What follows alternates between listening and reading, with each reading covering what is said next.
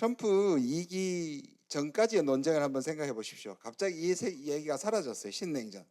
그죠? 왼쪽에 여러분들 보시면 왼쪽에 중국과 미국의 대결 구도. 이 구도 자체가 굉장히 없어진 것 같죠. 근데 이미 그때 얘기했던 오른쪽이 파편화라는 얘기가 있었습니다.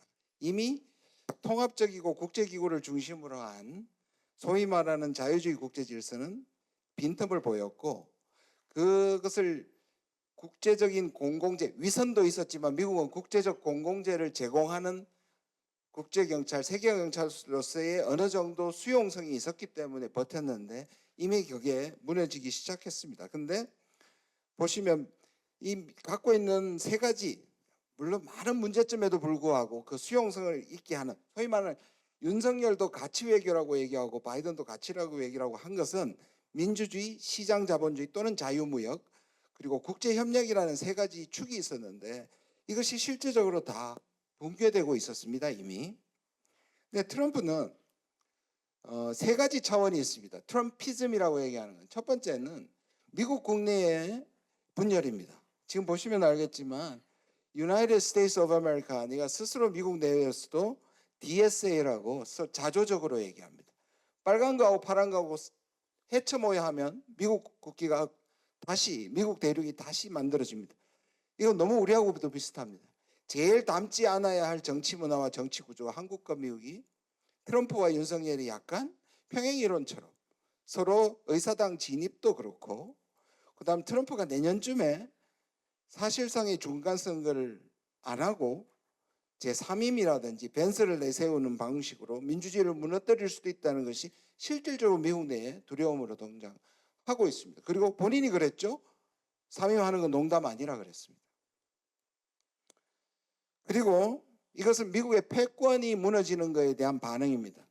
리버럴리스트가, 소위 말하는 바이든이 자유주의적 국제 질서를 재건함으로써 미국의 과거의 역할과 영광과 패권을 부활하려고 하는 시도가 바이든의 시도였다.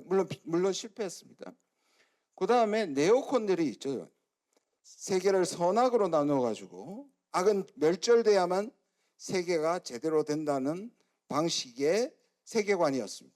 트럼프는 다른 방식으로 반글로벌리즘입니다. 그러니까 리버럴리스트도 부정하고 선악을 구별하는 네오콘도 저항합니다. 1차 때 대북 그리고 대러 대중 외교가 실패했던 것은 자기 때문이 아니라 자기를 둘러쌌던 네오콘이라고 얘기할 정도입니다. 그리고 두 번째는 인종주의입니다. 제가 자세히 설명은 안 드리지만요. 백인들이 미국의 주인이라는 것, 지위가 흔들릴 때 매우 인종주의적입니다. 가끔 유색인종이 있지만 그들이 실제로 보면 마치 바비 인형들처럼 백인들 블론드, 그냥 그래서 자꾸 나치가 생각이 납니다. 실제로 일론 머스크 같은 이상한 동작들도 우연이 아닐 것처럼 느껴지게 인종주의적입니다. 그리고 반난민 반이민입니다. 지금 일어나고 있는, 실제로 미국 내부에서 일어나고 있는 영주권자들이 다시 재입국하지 못하는 것도 같은 겁니다. 한국 전략은요, 이렇게 보시면 됩니다. 바이든까지 한미일 유럽을 연결시킨, 나토를 연결시키는 미국의 진영, 그리고 북중러 이란을 연결시키는, 이것은 우리가 신냉전으로 불렀는데 미국의 패권을 부활시키는 국제 질서를 이념과 가치의 문제로 뒤바뀌어서 연대를 통해서 미국의 패권에 도전하는 악한 국가들과의 진영을 만들었다면 이거를 완전히 뒤집는 것이 트럼프입니다. 트럼프는 제일 먼저 때린 것이 캐나다와 멕시코입니다. 동맹국들을 오히려 때리고 러시아와 편이 되어버리는, 지금까지 우리가 보도 듣도 배우지도 못한 국제 질서를 만드는 일종의, 저는 쉐이크라고 생각합니다. 전 세계의 국제 질서를 완전히 흔들어 버립니다. 뉴욕타임스가 트럼프가 취임하고, 이 재선에서 취임하고 50일 만에 미국이 80년 동안 만들었던 질서를 하루 50일 만에 망가뜨렸다 라고 할 정도로 트럼프는 완전히 세계 질서를 뒤흔들고 있습니다. 한국에 대해서는 그래서 미국을 정말 이렇게 약하게 만드는 것은 내부적으로는 유색인종이고 실제로는 유색인종이 들어와서 미국의 힘이 되었던 그 시절은 잊어버리고, 미국을 이렇게 약한 것은 국내적으로 유입된 유색인종이고 국제적으로는 동맹국과 우방국들이 미국의 등에 빨대를 꽂아 흡혈귀처럼, 실제로 거머리라 그랬습니다. 거머리처럼 미국을 빨아먹기 때문에 사실은 동맹국가 우방국이 훨씬 나쁜 놈들이다. 그래서 지금 벌어지고 있는 것이 동맹국 때리기입니다. 한 가지만 더 말씀을 드리면, 아까 얄타 체제가 나왔는데요, 신얄타 체제에 대해서 얘기하는 사람들이 많습니다.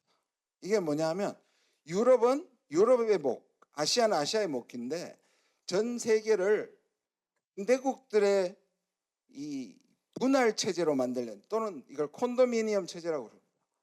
그러니까 미국과 지금 러시아는, 적어도 동유럽은 러시아한테 맡기는 것 같습니다. 유럽은, 서유럽은 알아서 하라는 것이고요. 오히려 오늘 관세를 보시면요, 중국이 제일 높긴 한데 34%입니다. 근데 중국은 이미 34%인 거 아시죠? 1기 때 25%고 초기에 10%를 해서 오히려 1%가 낮아졌습니다. 아직은 중국과도 화해할지는 모르겠습니다. 다시 말해서 유럽과 아시아와 미주를, 이 3개국이 3분지계로 하려는 계획이 트럼프한테 있는 것 같습니다. 그러나 러시아는 확실하고요, 중국과 화해할지는 미국 내부에 여전히 중국의 반중이나 신냉전을 생각하는 사람들에게는 받아들여질지, 성공 여부와 또는 트럼프의 시도 여부는 아직 좀 더 지켜봐야 할 것 같습니다. 한국이 문제인데요, 향후에 지금 우리도 마찬가지고 트럼프가 쉐이크라고 말씀을 드렸습니다. 마찬가지로 지금 우리 어찌됐든 쉐이킹이 되었습니다. 지금 우리까지 쌓아왔던 민주주의와 경제가 위기 상황입니다. 그러면 흔들고 나온 다음에 나쁘게 될 것이냐가 반동과 퇴행이고요, 좋게 될 부분이 결국 통화 번영의 부활일 수 있습니다. 한번 보아주시면요, 위에 반동과 퇴행은 국내적으로는 내일 인용이 안 되는 것이겠죠. 저는 그렇게 믿지 않습니다만 정치 분열, 이념 투쟁이 격화할 것입니다. 그리고 세계는 각자 도생과 파편화의 세계로 가게 될 것입니다.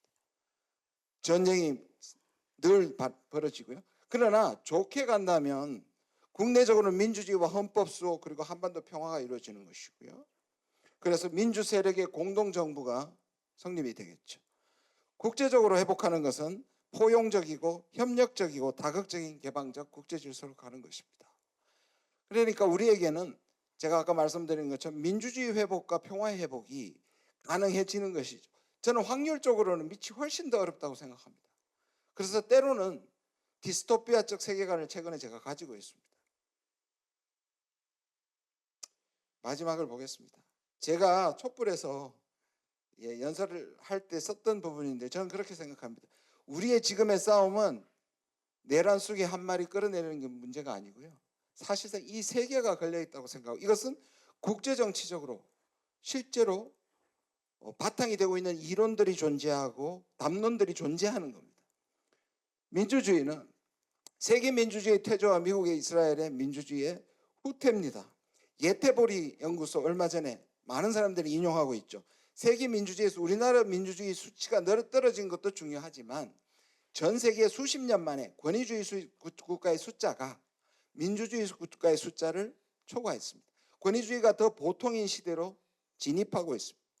우리의 싸움은 민주주의의 싸움입니다. 실제로 제가 3주 전에 만났던 스탠포드의 다니엘 스나이더라는 분이 있습니다. 이분의 아버지는 리차드 스나이더한테 주한 대사를 했던 분입니다.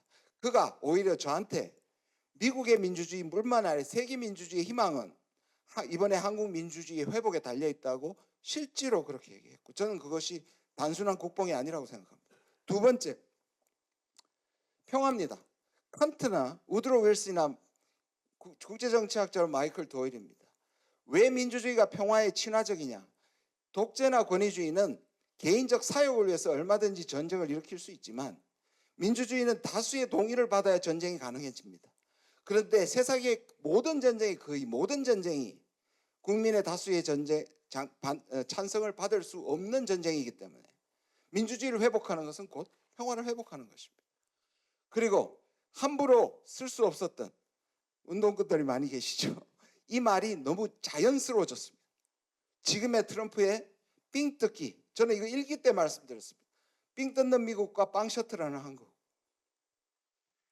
저는 다음 민주정부의 결기에 달려있긴 하지만 미국을 버텨낼 수 있는 명분이 생겼습니다. 왜냐? 미국이 깡패짓을 하고 있기 때문에. 유럽이나 멕시코나 캐나다나 인도나 일본, 심지어 한중일이 미국 빼고 소위 말하는 자유주의 국제정치 질서를 오히려 회복할 수 있는 정당성이 이어진다.